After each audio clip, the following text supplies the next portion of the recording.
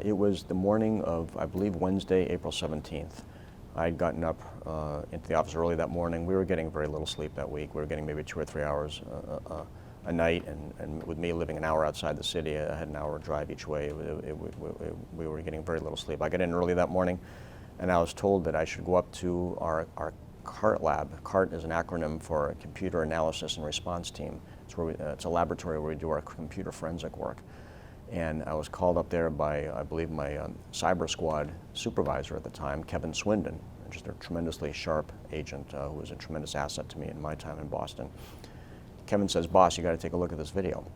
He said, "We looked at this video hundreds of times last night to try to identify patterns.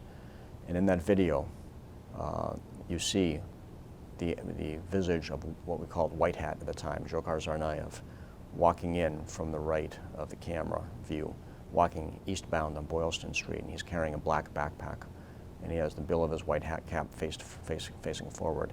And you see him drop that backpack right by a tree in front of the Forum, a restaurant in Boston.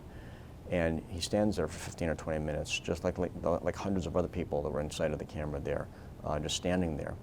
And then he takes out his cell phone, and he makes a cell phone call.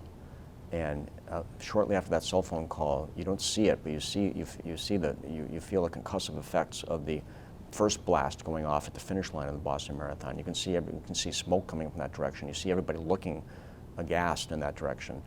And you look at Dzhokhar, and he doesn't even glance that way. He turns around and he starts to walk away from the direction he came. He heads back westbound on Boylston Street. And he walks quickly away.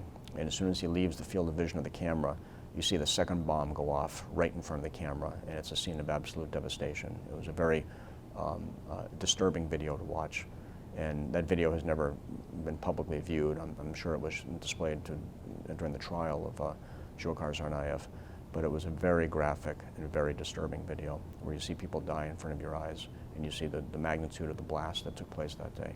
So at that point, we were confident, and we found evidence of a backpack, a black backpack at the bomb site.